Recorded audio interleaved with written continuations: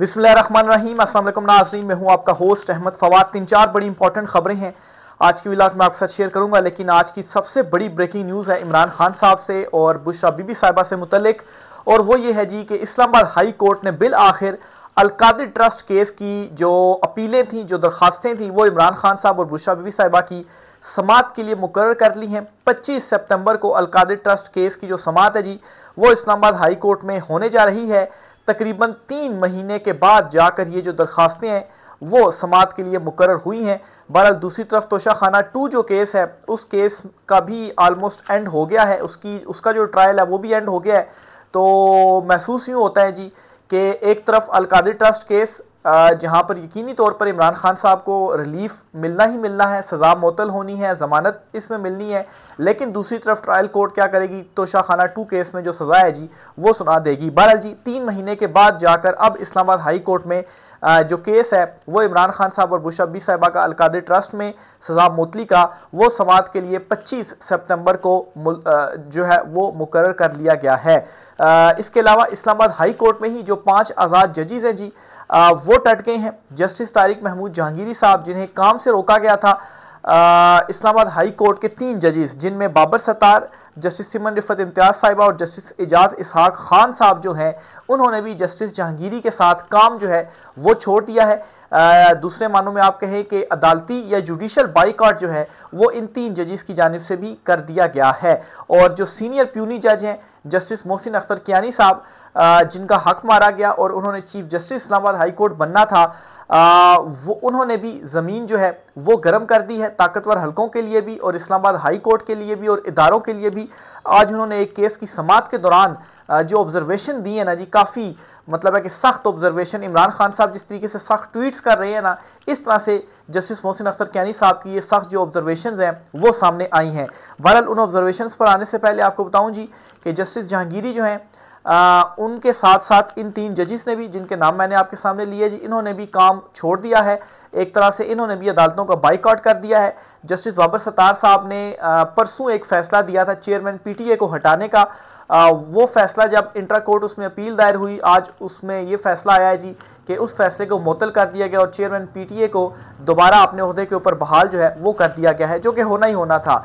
एक तरफ तो आप एक ही दिन में चेयरमैन पीटीए की जो अपील है, इंट्रा कोर्ट अपील है, वो समात के लिए मुकर्रर करके अगले दिन उनको रिलीफ भी देते थे और जस्टिस बाबर सत्तार साहब का 99 सफ़हात पर मुश्तमिल जो फैसला है जी वो मुअत्तल कर देते हैं। और दूसरी तरफ इमरान खान साहब और बुशरा बीबी साहिबा की 3 महीने के बाद जाकर अब जो अपील है सज़ा मुअत्तली की अलकादिर ट्रस्ट केस में, वो समात के लिए मुकर्रर होती है। तो बज़ाहिर जो दोहरा मयार है chief justice Islamabad high court या बतौर इदारा आप कहें या जो भी है, वो इस तरह से भी सामने जो है वो आ गया है। बहरहाल जी 3 जजेस ने बाइकआउट या जुडिशल जो बाइकआउट है वो कर दिया है।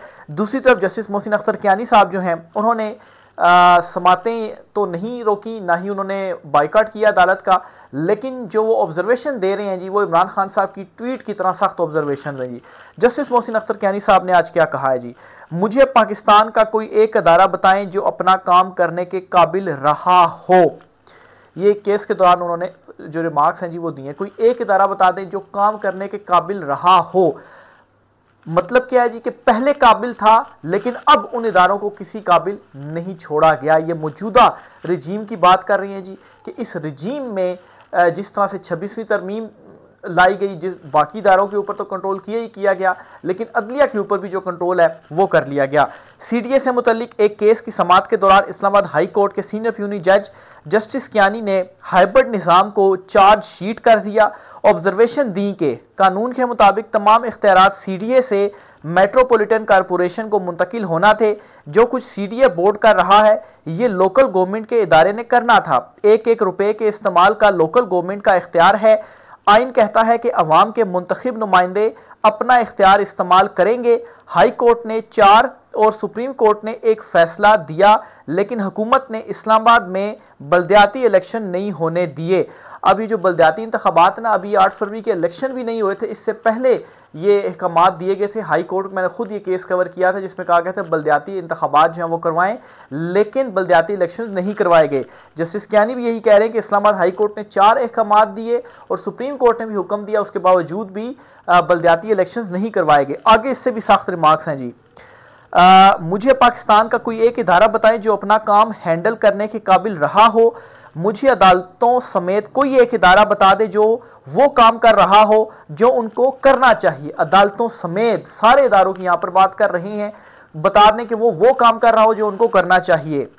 मुझे अदालतों समेत कोई आपने मतहत अदालतों की हालत देखी है? कोई इदारा इस काबिल नहीं रहा कि अपना काम कर सके। हमारी स्पिरिट ही खत्म हो चुकी है। यानी कि एक होता है ना कि आप बड़े दिल से काम करते हैं, जोश से, जज्बे से, वो स्पिरिट ही खत्म होगी। इस रजीम ने ऐसा जो गंद है जी वो फैलाया है। किसी को एहसास है कि 25 करोड़ अवाम किस तरह जिंदगी गुजार रहे हैं? गवर्नेंस के संजीदा इश्यूज हैं। जो काम अवामी नुमाइंदों के करने के थे वो अदालतें कर रही हैं। अगर किसी के मफाद में हो तो कहते हैं कि सिस्टम चलता रहे। अगर कानून किसी का मफाद पूरा ना करे तो कानून को एक तरफ रख दिया जाता है। अब क्योंकि किसी के मफाद में नहीं तो 5 साल से लोकल गवर्नमेंट के इलेक्शंस नहीं होने दिए गए। यानी कि अगर आपके मफाद में नहीं है तो कानून वानून कुछ भी नहीं है, कानून को छोड़ें, फिर उस चीज़ के ऊपर इंप्लीमेंट नहीं होगा। अदालतें जो मर्जी जो फैसले हैं जी वो देती रहें। ये जस्टिस मोहसिन अख्तर कियानी साहब जो हैं ये उनके रिमार्क्स हैं जो आपके सामने में रख रहा हूँ। एक सीनियर जज हैं जी जिन्होंने इस सिस्टम के ऊपर अदम एतमाद कर दिया, तमाम इदारों के ऊपर अदम एतमाद कर दिया और ये कह दिया है कि इस रजीम ने किसी इदारे को इस काबिल नहीं छोड़ा कि वो अपना काम तक कर सके और कानून की हुक्मरानी तो रही नहीं। अवाम के बुनियादी हकूक तो छोड़िए, जजिस को उनके हकूक नहीं मिल रहे। अच्छा, जजिस जो कि इंसाफ करने के लिए बैठे हुए हैं ना, मतलब है कि उनको ही हकूक नहीं मिल रहे अपने। तो जो अवाम है ना, जो हकूक लेने के लिए आती है अदालतों के पास, तो उनको क्या हकूक मिलते हैं। और जस्टिस मोहसिन अख्तर कियानी साहब का ही हक था नेक्स्ट चीफ जस्टिस बनना इस्लामाबाद हाई कोर्ट का, लेकिन जस्टिस सरफराज डोगर साहब को हाई कोर्ट से यहाँ पर लाया गया। 15 नंबर के जज थे, फिर यहाँ से उनको चीफ जस्टिस जो है वो बना दिया गया। अच्छा, मजीद वो कहते हैं जी कि अगर कुछ भी गैर कानूनी हो तो अदालतों के पास जाया जाता है और इस वक्त अदालतों की हालत देख ले। जो कुछ आम आदमी के साथ हो रहा है वही सब जजिस के साथ भी हो रहा है। जो कुछ इस वक्त हो रहा है वो बहुत ही बदकिस्मती की बात है। जो कुछ मुल्क में हो रहा है इस पर दुआ ही की जा सकती है। तो ये जी जस्टिस मोहसिन अख्तर कियानी साहब हैं, उनकी जानिब से ऑब्जर्वेशंस दी गई हैं। उनकी ऑब्जर्वेशंस का क्या फ़ायदा होगा, क्या फ़ायदा नहीं होगा, मेरा नहीं ख्याल कि कोई फ़ायदा होगा। बस इतना फ़ायदा होगा जी कि एक मज़ीद अंदर से सिस्टम के जो जजेस हैं एटलीस्ट वो भी बोल रहे हैं कि हमें तो अपने हकूक़ जो है वो नहीं मिल रहे। बहरहाल यहाँ पर अदालतों ने फैसले भी दिए और उन फैसलों के ऊपर भी इम्प्लीमेंट जो है वो नहीं हुआ। अगली खबर जी आपसे जो शेयर करनी है वो है मुस्लिम लीग नून के हवाले से। मुस्लिम लीग नून जो है अंदर इनके बड़ी गड़बड़ है। जो इनके अहम तरीन लीडर्स हैं जी वो ज़रा आहिस्ता आहिस्ता अलहदा होना शुरू हो गए हैं, ख़ास तौर पर मरियम नवाज़ ग्रुप से। कैसे जी? 3 अहम लीडर्स हैं, ख्वाजा आसिफ, जावेद लतीफ़ और साद रफ़ीक। इन तीनों ने जी मरियम नवाज़ की पॉलिसी से इनकार कर दिया है और मरियम नवाज़ के अगेंस्ट इस वक्त इनकी जानिब से जो एक बयानिया है वो बनाया जा रहा है। और ये तीनों बहुत करीबी हैं नवाज़ शरीफ के, और नवाज़ शरीफ भी अपनी बेटी मरियम नवाज़ से जो हैं वो खुश नहीं है और अपने भाई से भी खुश नहीं है। ख़ास तौर पर जिस तरीके से जो मामलात हैं वो चलाए जा रहे हैं, बल्कि एक खौफनाक कॉन्स्पिरेसी थ्योरी भी आपके सामने मैं रखता हूँ जी। जो 27वीं तरमीम आ रही है ना, इस तरमीम में ये कहा जा रहा है जी कि ये काम भी किया जाएगा कि जिस तरीके से जुडिशल कमीशन का इजलास होता है और चीफ जस्टिस जो है वो वहाँ पर या जिस तरीके से जजिस को वहाँ पर वोट मिलते हैं और जजेस जो है वो फिर अदालतों में लगाए जाते हैं, तो इसी तरीके से आर्मी चीफ वाला जो मामला होगा वो भी अब ऐसा नहीं होगा कि वज़ीर आज़म तय करेगा, वो भी वहीं पर अंदर ही कोई इस तरह कमीशन होगा और फिर वहाँ से तय कर लिया जाएगा कि ये आर्मी चीफ है और वो फिर आर्मी चीफ जो है वो हुआ करेंगे। मतलब अभी तक कॉन्स्पिरेसी थ्योरी या कन्फर्मेशन तो कोई नहीं है, लेकिन ये जो चीज़ें हैं वो सामने आ रही हैं। और फिर नवाज शरीफ को ये भी धड़का लगा हुआ है कि अगर ये तसलसल ऐसे ही चलता रहा तो फिर उसके बाद हम में जो कुर्बानी का बकरा है वो बनाया जाएगा और फिर हमारी भी खैर जो है वो नहीं होगी। और फ़र्ज़ करें, और इस वक्त सूरत हाल हमारी ये बनी हुई है कि हम इस तसलसल को रोक भी नहीं सकते हैं, तो इस वजह से भी ज़रा नाराज़गी है। बहरहाल ये तीनों जो लीडर्स हैं जी, पहले ख्वाजा आसिफ मरियम नवाज़ जो हैं जी उनके अगेंस्ट उनकी स्टेटमेंट्स कुछ सामने आई थी, वही वो जो अरेस्ट वगैरह हुआ था एक ऑफिसर जो जिनको हवाले से ख्याल किया जा रहा था जी वो ख्वाजा आसिफ के फ्रंट मैन है। फिर ये जो सैलाब ज़रदान के हवाले से मरीम नवाज़ की तस्वीरें लगाकर तो वो बांटी जा रही थी जी, तो उसके ऊपर ख्वाजा साद रफ़ीक जो हैं वो इजहार कर चुके हैं जी कि इज़्ज़त नफ्स जो है वो मजरूह नहीं होनी चाहिए। मरीम नवाज़ को से उन्होंने इस पॉलिसी से अलहदगी वो कर चुके हैं। और अब जावेद लतीफ़ जो हैं वो खुलकर बात जो है वो कर रहे हैं। वो क्या कह रहे हैं ये भी आपके सामने मैं रखता हूँ जी। वो तो मतलब इससे भी ज़्यादा जो खौफनाक बात है वो कर रहे हैं। मैं शेखुपुरा में ये जावेद लतीफ़ साहब जो हैं उन्होंने ये बात कही है। शेखुपुरा में एक डीसी लगा हुआ है, करप्ट तरीन वारदात रोज़ शेखुपुरा में डाली जाती है। शेखुपुरा में ट्रांसफ़र पोस्टिंग पैसों से हो रही है।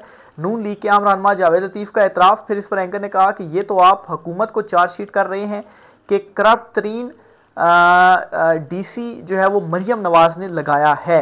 तो जावेद लतीफ़ जो हैं ये आप याद रखिए कि जो भी जावेद लतीफ़ बोलते हैं ना वो असल में नवाज शरीफ की ही ज़ुबान होती है। वो नवाज शरीफ ही जो है वो बोल रहे होते हैं। ये नवाज शरीफ के ही मतलब है कि बड़े पक्के उनके लोगों में से एक हैं। तो मरियम नवाज़ के अगेंस्ट यहाँ पर ये 3 लीडर्स जो हैं वो अपना अदम एतमाद कर चुके हुए हैं।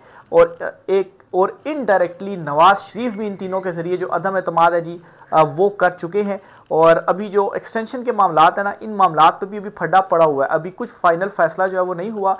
अगर फाइनल फैसला हुआ होता ना एक्सटेंशन या तसलसल जारी रखने के हवाले से कुछ भी होता तो कोई ना कोई अभी तक जो एक नोटिफिकेशन था वो ज़रूर सामने आ जाता। आखिर में जी आपके साथ ये जो एक मुआहदा हुआ है पाकिस्तान और सऊदी अरब के दरमियान डिफेंस मुआहदा, इस पर कुछ मजीद डेवलपमेंट्स हुई हैं वो आपके साथ मैं शेयर करना चाहता हूँ। लेकिन वो डेवलपमेंट्स शेयर करने से पहले मैं एक स्टेटमेंट हामिद मीर साहब की आपके सामने रखना चाहता हूँ, क्योंकि उस स्टेटमेंट के ऊपर जो आगे मैं आपके सामने चीज़ें रखने जा रहा हूँ वो उसके ऊपर बेस्ड है। हामिद मीर साहब ये कहते हैं कि ये मुआहदा असल में इसराइल के ख़िलाफ़ है। सऊदी अरब कभी अपने दिफा और तहफ़्फ़ुज़ के लिए अमेरिका की तरफ देखता था, आज सऊदीया पाकिस्तान की तरफ देख रहा है। ये पाकिस्तान की बहुत बड़ी जीत है, बहुत बड़ी कामयाबी है। ठीक, बिलाशुबा कामयाबी है और दोनों के दरमियान मुआहदा जो हुआ ठीक है। अच्छा, इससे हट कर अब हम कुछ चीज़ों को जो है वो डिस्कस करते हैं। एक तो ये हामिद मीर साहब ने कहा जी कि ये मुआहदा असल में इसराइल के खिलाफ है। किसके खिलाफ है? इसराइल के अगेंस्ट। दूसरा उन्होंने ये कहा जी कि सऊदी अरब कभी अमेरिका की तरफ अपने दिफा के लिए देखता था। तो अगर सऊदीया अमेरिका की तरफ देखता था अपने दिफा के लिए, तो अब वो पाकिस्तान के साथ मुआहदा कर लिया तो इसके ऊपर अमेरिका को कोई मसला नहीं है। और फिर अगर ये मुआहदा इसराइल के अगेंस्ट है तो क्या इसराइल को भी इससे कोई मसला नहीं है। और फिर सबसे इंपॉर्टेंट ये चीज़ कि इससे क्या भारत को भी कोई मसला नहीं है। क्यों? क्योंकि अभी तक इन तीनों कंट्रीज़ की जानिब से कोई भी जो रद्द-ए-अमल है इस मुआहदे के ऊपर नहीं आया। मैं आपको पहले तो इंडिया के हवाले से आपको बताऊं जी, इंडिया की तरफ से एक स्टेटमेंट आई है जी कि ये जो मुआहदा हुआ है हमें इसका पहले से ही मालूम था, हम इसकी जो कंटेंट्स हैं उसको भी देख रहे हैं। यानी कि अगर पहले से मालूम था तो अभी क्यों देख रहे हैं? अगर इसके ऊपर कोई रिजर्वेशंस होती, मसला होता तो कोई स्टेटमेंट जरूर दाखी जाती। एक नंबर तो ये। दूसरा नंबर ये अमेरिका की तरफ से मुकम्मल खामोशी है, इसके ऊपर कुछ भी स्टेटमेंट नहीं दी गई। अगर मतलब है कि अब आप खुद अंदाजा लगाए ना कि आखिर ऐसी क्या वजह हो सकती है कि इस मुआहदे के ऊपर किसी को भी, इन तीनों कंट्रीज को कोई जो मसला है वो नहीं है। भाई क्यों मसला नहीं हो सकता? अगर आप इसको थोड़ा सा इसका अगर आप जायज़ा जो है वो लें, हामिद मीर साहब की स्टेटमेंट शुरू में इसीलिए आपके सामने रखी कि पाकिस्तान जो है वो एटमी हथियार या एटमी वो कंट्री है, तो ज़ाहिर सी बात है सऊदीया और पाकिस्तान अब एक हो गए हैं, एक दूसरे का वो दिफा करेंगे और एक के ऊपर हमला किया गया, दोनों के ऊपर जो है वो हमला तस्वुर जो है वो किया जाएगा। और सऊदीया के साथ कोई गड़बड़ की जाती है तो ज़ाहिर सी बात है वो फिर पाकिस्तान उसका पूरा जो दिफा है वो जो है वो करेगा। और एटमी कुव्वत भी है इस वक्त पाकिस्तान। और फिर उसके अलावा अगर पाकिस्तान से कोई पंगा लिया गया तो ज़ाहिर सी बात है इस वक्त कई मुल्कों में कितने अरबों डॉलरों की जो सरमायाकारी है वो सऊदीया की जानिब से की गई है। तो आखिर क्यों किसी को मसला नहीं है? और सऊदीया जो कभी अमेरिका की तरफ देख रहा था तो अमेरिका को भी इससे कोई जो प्रॉब्लम है वो नहीं है। और क्यों खामोशी है इसके ऊपर? तो ये जो पूरी इसरार खामोशी है जी, ये बता रही है कि कुछ ना कुछ ज़रूर है, वैसे ही ये खामोशी नहीं हो सकती है। मतलब दूसरा एंगल तो ये बिल्कुल है कि ये जो मुआहदा हुआ है ये पाकिस्तान के लिए अच्छा है और पाकिस्तान की एक बहुत बड़ी कामयाबी है। बिल्कुल, क्योंकि जब लोग ये बात कर रहे हैं ना कि ठीक है कामयाबी है लेकिन इसके दीगर एस्पेक्ट्स को भी देखा जाए तो उस पर ये क्रिटिसिज्म किया जा रहा है जी कि आप क्यों इसके अगेंस्ट है। तो बात ये है कि मुआहदे के अगेंस्ट तो कोई भी नहीं है, इसको तो हम सराह रहे हैं, ये कामयाबी है, एक्सेप्ट भी कर रहे हैं। लेकिन दूसरा जो एंगल है, जाहिर सी बात है इसके ऊपर भी आपका जहन जाता है, आखिर अमेरिका, इसराइल या भारत की तरफ से ये पुरस्रार जो खामोशी है ये क्यों है, क्यों जो रद्द-ए-अमल है वो सामने नहीं आया। तो अभी चीजें बहुत सारी निकलनी है इसमें से भी। देखें अब इसमें से क्या जो है वो निकल कर आता है। जो भी चीजें होंगी इंशाल्लाह आपके साथ शेयर करते रहेंगे। राय का सर कीजिएगा। आज के व्लॉग से इतना ही, इजाजत दीजिए, अल्लाह हाफिज।